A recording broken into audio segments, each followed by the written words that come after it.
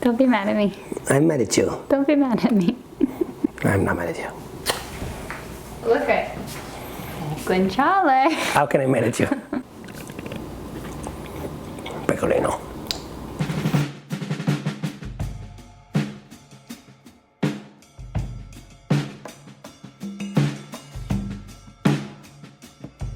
Welcome to our casa, and today we're making rigatoni alla Gricia. But before we get started, please like this video, subscribe to our channel, and ring the bell for notifications on future videos.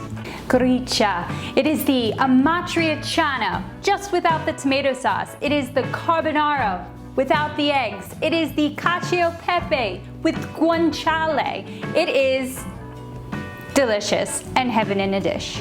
This is a super simple dish with only a few ingredients, but they must be super good quality. There are slight different variations of executions of this dish, but this is ours and it is very easy and very delicious. Let's start slicing the guanciale.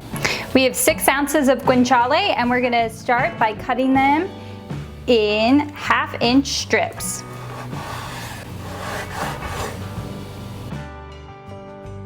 Now that we have our slices, we're gonna cut on a diagonal in little, even tinier pieces.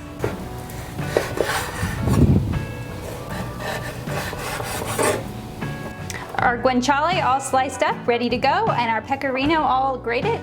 I think it's time to open some wine. The wine we're drinking today is an EGT called Benaco Bresciano. EGT, we already had the chance to mention, means Indicazione Geografica Tipica, typical geographical indication if you want to translate it, and it covers a land on the southwest side of the Garda Lake.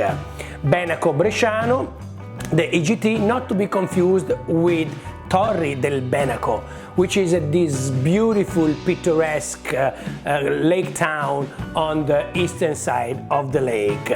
Benaco was the ancient Roman name of the Garda Lake, was called Benaco, and it's also the location when my brother Frenchy owns a beautiful villa where we used to spend a lot of incredible summer and having great time. So we want to thank Frenchy for the beautiful time that let us spend there. Rossella, his mom, because she eventually owns the villa as well.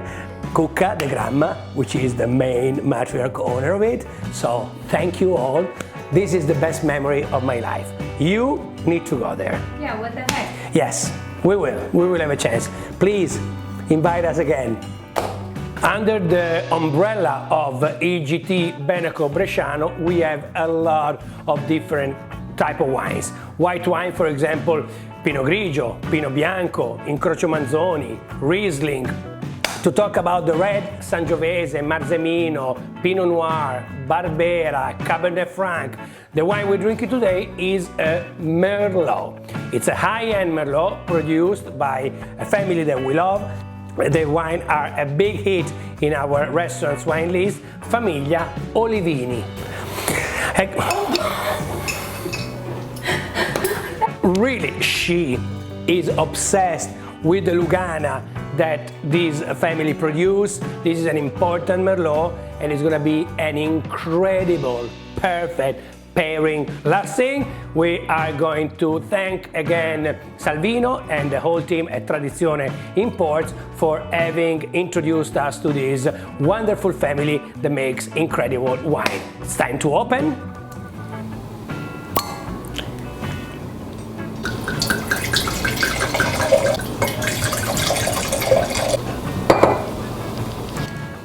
Cheers. Cheers.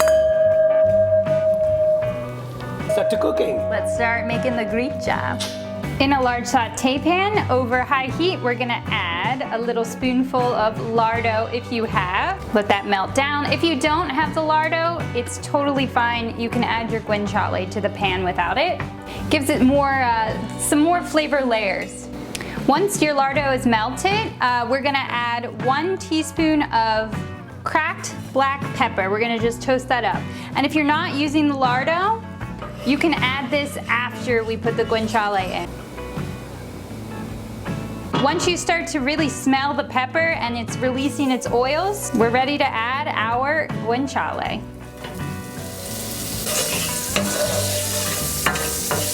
Once our guanciale is in, we have our boiling water going, and we do not need to add salt. So we're gonna put our rigatoni in. On our box, it says it's gonna cook for about 12 minutes, but we're only gonna cook it half of the time. When your pan is nice and hot, we're going to add 2 tablespoons of white vinegar. We're gonna let that caramelize and cook down with that guanciale. We don't want our guanciale super crispy for this recipe. We want it to be a little bit softer, but still have a nice bite to it. And now we're gonna take a little bit of that pasta water and add it in.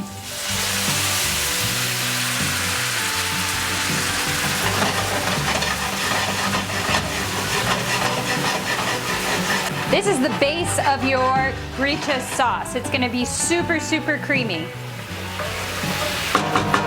And a little bit more. After 6 minutes of cooking the pasta, we're gonna put it straight in. This is, of course, beyond al dente, but of course we're gonna cook it in this sauce here. Now we just let it cook all together.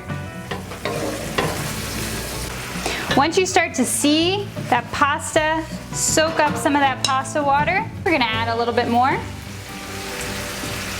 so it can continue to cook. And in this phase of the cooking, you're gonna continuously keep that flame at a high heat. You can see that the pasta almost changes like into a darker color because it's getting nice and caramelized. And you just keep tasting your pasta, seeing if it's to the al dente that you like.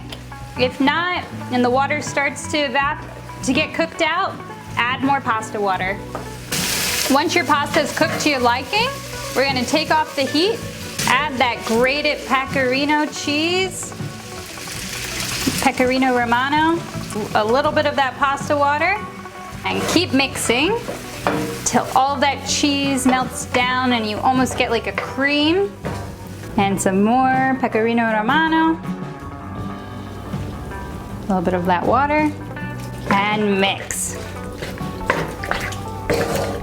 Some more pecorino.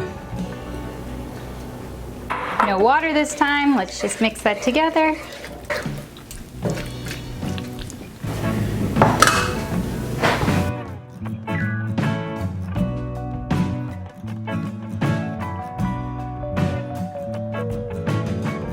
Okay, Right. Gricia time. Woohoo! All right, let's see. This looks amazing.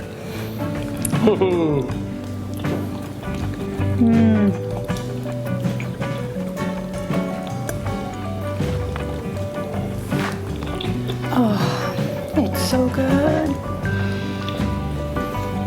Nothing to say.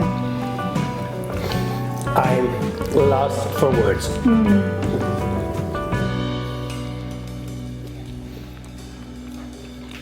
Please like this video, subscribe to our channel, and ring the bell for notifications on future videos. And please make this. And drink good wines. Ciao! Ciao! That's good.